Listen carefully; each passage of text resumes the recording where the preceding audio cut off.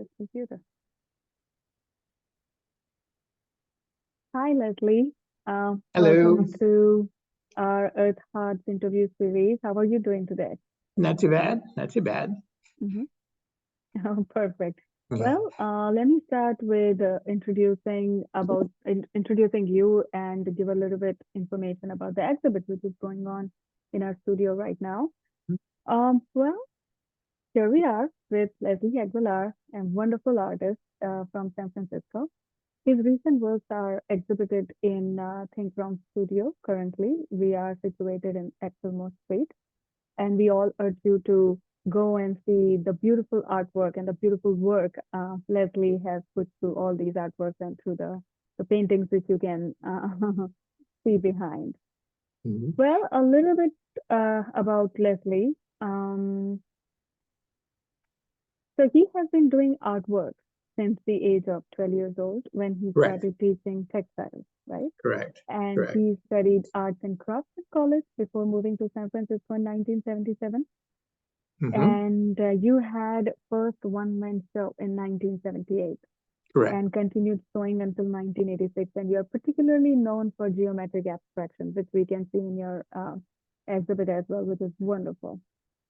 Hmm. And you enjoy working in the mediums of drawing, printmaking, and sculpture, and challenging yourself in the fields of abstraction, impression, and realism. Well, this is fantastic. This right here is the work of a fantastic artist. I should applaud for the work you're doing right now. Okay. Thank you. Hmm. Well, welcome again. And let's start with talking about the artwork which is there in the studio right now. What was your inspiration behind making these artworks first? And then thinking about let's put all that together and make a show. Yeah. So, yeah. Generally, my inspiration basically is sort of just what tickles my fancy, basically, whether it's a challenge, or I mean, technical wise, Mm-hmm, or if it's something that sort of just flows, my abstraction is more flowing. Geometrics. I tend to just sketch an abstraction, mm-hmm, and then from that point on, it, it goes and tells me what I want to use for it. And when I take it from the sketchbook to the original large piece, it starts telling me what colors I want to work with, and so I take it from that point. It's automatic at that point for me. mm-hmm, Um, my other works, I challenge myself with one-point perspectives. mm-hmm, Also doing some of my realism aspect. Basically, mm-hmm, I've done in more of my printmaking versus my and my drawing work. mm-hmm, I have a couple of drawings of Yosemite, which I actually do there every year. mm-hmm, And I challenge myself in relationships to do the prayer work, two sittings of 4 hours per day, mm-hmm. and do the drawings. And I try not to touch the drawing after that. So Okay. it's a challenge. So it's that challenge, like I said, challenging myself, being able to draw what I see in front of me in that short amount of time in Yosemite. Mm-hmm, Um, my other works in my printmaking is basically what I've showed here is from my geometric abstractions. What you see behind me is one is one of the prints, um, and that again is actually a copy of one of my abstractions I did a long time ago in my early 80s time point. mm-hmm, So, and it's a printmaking. It's a watercolor monoprint, which basically means it's a single shot. There isn't multiple prints to it. It's a one-time shot, one-time printing with it. And that's, to me, that's the challenge. mm-hmm, I can draw onto the plate, and at that point on is if anywhere in between there and printing is there's an incorrect pressing, roll, water pressure basically within the speed, it can make it run. So having trying to keep that crispness of the drawing is really difficult all the way through. And that is mm-hmm, something that I challenge myself in, is being able to get to this level. And the other ones I have are actually my realism, my animal dogs, my dogs. And those again too are single monoprints. mm-hmm. And being able to keep that flow growing through not just one picture, but three pictures in specific and in a large size. Mm-hmm. Um, And that's where the challenge comes in for Mm-hmm. me. Okay. Okay. And the inspiration actually was I do have dogs. So it was actually one of our, it was a photograph series that my husband took of the dog scratching his nose, her nose. And so it was that I enjoyed I enjoyed that photograph so much I had to do a drawing. Okay. So that's what I did at that point on such. Um, let's see. And that's in general basically kind of what I do. I don't I mean I kind of let an idea come to me and play with it and flow from that point on. Um, I do have some other, not here in the gallery, but at the same point, I have some dry point work, which is more geometric work. And that I can, those dry points, I can do multiple prints with those. So that's a different set of printmaking for myself. Mm-hmm. But yeah, I guess we can go ahead and quickly. Uh-huh. Sure. Okay. I can do it. No,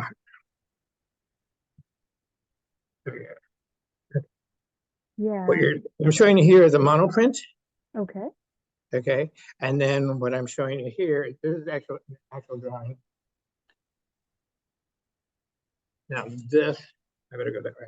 So, it's way too, not big enough. Perfect. Yes. Okay. Yeah. Now There, it's visible. Yeah. there. Okay, now that's a drawing. That's Mm-hmm. chalk pastel on paper.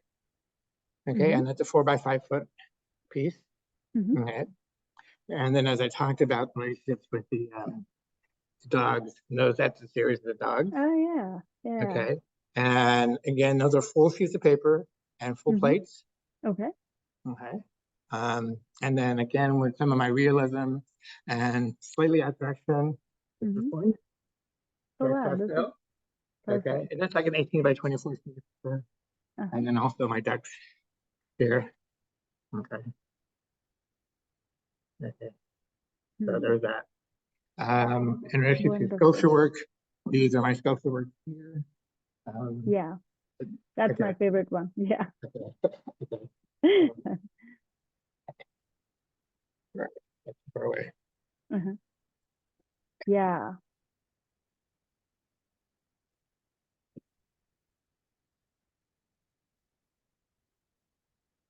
Um, sculpture piece and Uh-huh. then stone piece. Okay. It's alabaster stone Okay. and small one. I'll go too small for me. Mm-hmm. My beaver hat, and then also my other Buddha beaver. And stoneworks I like. That was the challenge of getting into architecture, getting into construction, uh, sculpture, the sculpture, and Mm-hmm. being able to um, um, create something in a real aspect for myself. Um, it was one of those that 3D aspect that I wanted to play and see what Mm-hmm. I can get done Mm-hmm. and do. Um, and I do enjoy it. Basically, working out on that three-dimensional aspect instead of Mm-hmm. being something two-dimensional like footprints and, and printmaking as well as drawing, which is basically just two-dimensional Mm-hmm. aspect, is trying to get that level of being three-dimensional. I play with, reason why that was challenging is I have an architectural background. Have my certification in architectural drafting Mm-hmm. in '95, and from that point on, started doing some blueprints and drawings. And once I got in that, the this craftsman came back out Mm-hmm. because blueprints and everything else was again two-dimensional. Mm-hmm. And then the craftsman came out and it's like, so I started doing work around how to to survive. Basically, I was doing handyman work in rehab, and I was basically I call myself a house doctor.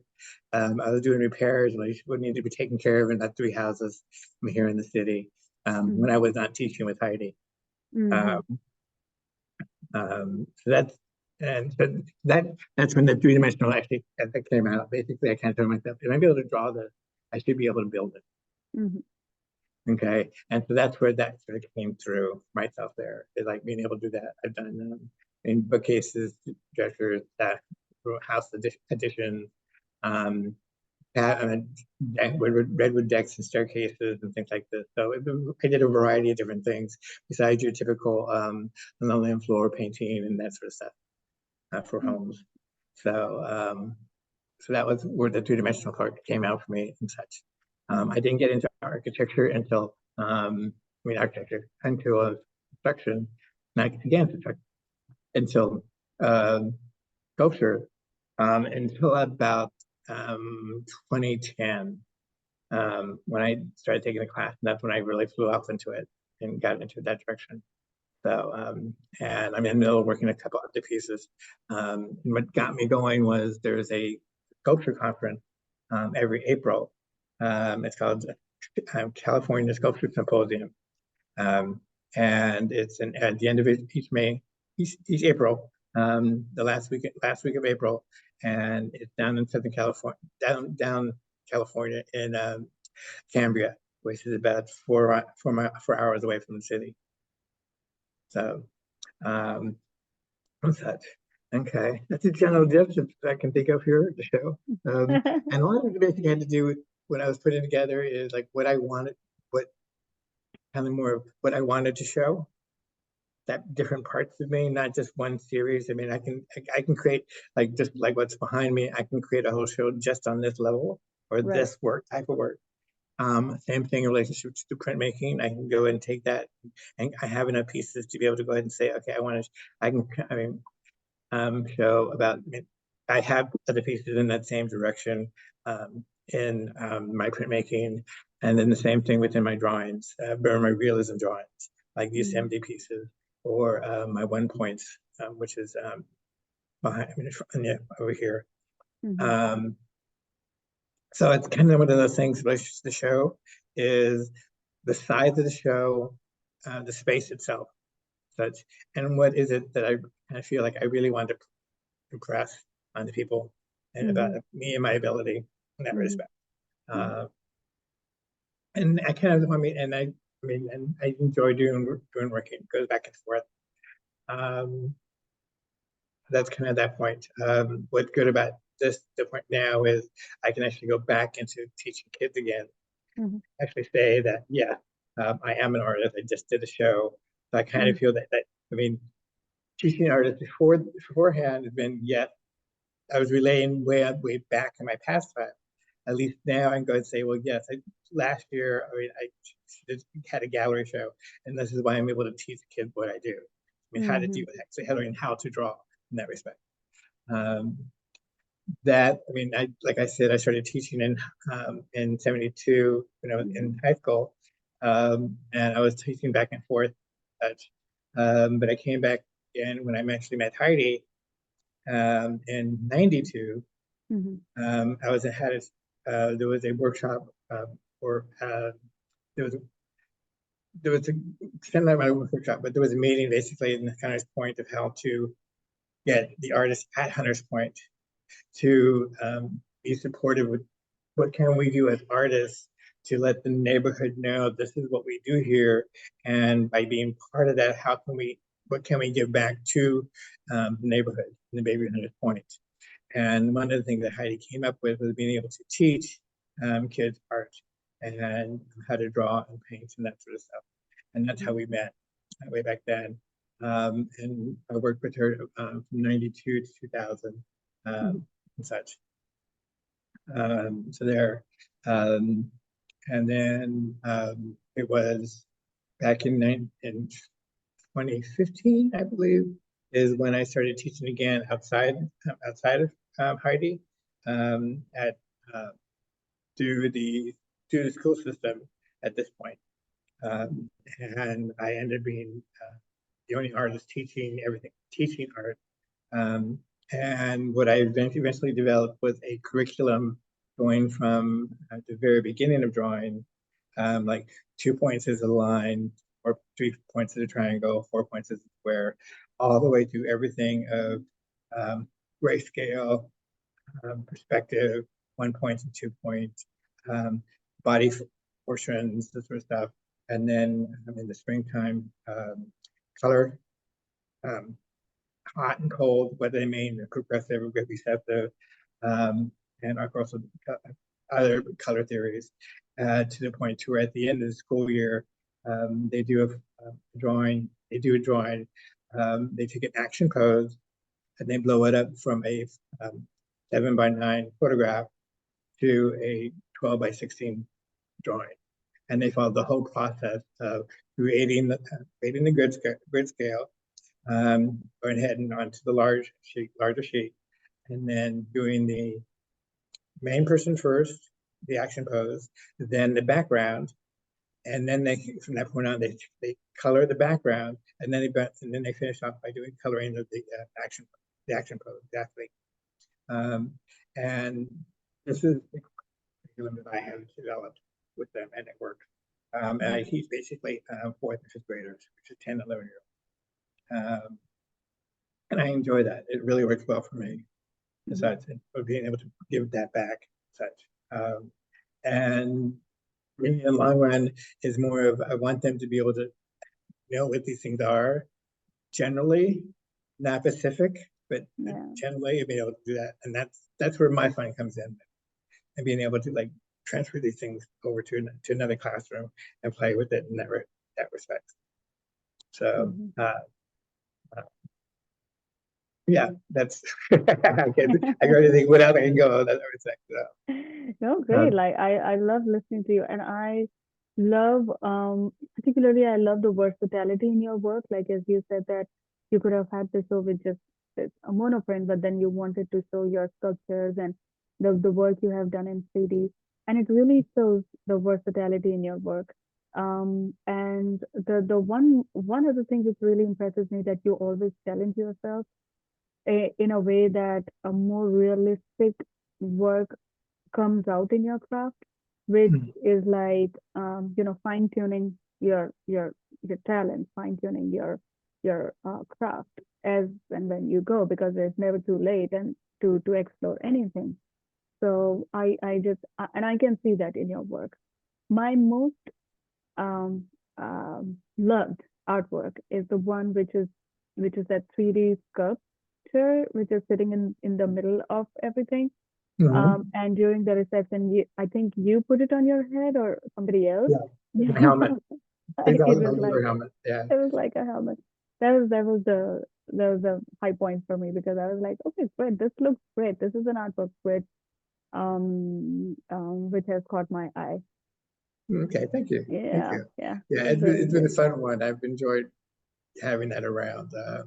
I have gone ahead in Martinez. There is a beaver festival every August, and so I've gone and done that a couple times and worn the beaver hat around the area, and all the kids go crazy. And so it's like, it's one that I enjoyed. It was a good challenge for me to do and create. So thank you. I appreciate that. Yeah. Well, you mentioned that how you met Heidi, and how your relationship and friendship continued to grow. Tell us about how it feels now that you have a close connection with Heidi and her vision, and then still, you're willing to partner with her so that your exhibit is right now in the studio. How it feels? It feels good. I mean, it's kind of a shared thing. I mean, I heard a while back that she got a gallery and such, and it was just fine. We have a good working relationship. Since we worked together for 8 years, we kind of know how each other works and what we can do in that respect. Where it's going to go from this point on, I'm not totally sure yet. I haven't programmed anything. Basically, I haven't made a plan to, okay, well, since I've done this, I'm going to do this and this. I'm kind of leaving that kind of open at the moment, and such. It's kind of, I try not to future trip relationships to the work or the work itself. It is, I mean, it's there in my background. I mean, it's there in my mind. Okay, where am I going to go with it next? And it's kind of, once I try not to do that type of thinking with such while the show is on, because one, it takes away the energy of what the show is, or that itself, with its own entity. And also the work is during the show is letting the work live and have a life of its own. And by showing that's what I actually do, and I'm kind of let it be visible in that respects. Then afterwards, yes, I mean, I can go ahead and deal with breaking, going ahead and taking these pieces again and saying, yes, I can go ahead and make a collection of drawings basically that can additionally fit into this space, like I said before, is my printmaking or my sculpture work or my abstract drawings, and kind of set that up basically for, okay, fine, I can go and talk to somebody and look at, I've got 12 pieces in this design, in this medium, basically. I'm able to do a showing. And same thing with the printmaking, same thing with the sculpture work, and being able to say, yes, I have this, and this is what I'm able to do, and such. And deal with taking it to that point. And kind of see where that goes. Yeah. Well, you have said it rightly. Like the exhibit which is going on there right now, it has its own life because it has a story behind it. It shows your work, yourself towards what you want to do or what you want to achieve. So you're letting it have its full life in this gallery during this exhibit. Is rightly pointed out, and I loved your point of view behind that and the whole thought process of not future tripping and living in the moment, and and letting these artworks also live their moment here in the studio. Yeah. Thanks. Yeah. Yeah. Yeah, it's more at the point of if someone, I mean, asks me a question in relationship to something, then it's kind of more of, okay, well, yes, well, this is okay. This is what I do have. This is what I can kind of work through. How can I do something in that respect? Then hiding and think around is more dealing with ecosystems, different bases and such. I think the only connection I was able to actually make was, yes, my beaver sculpture work. That basically it's a water animal in that respect.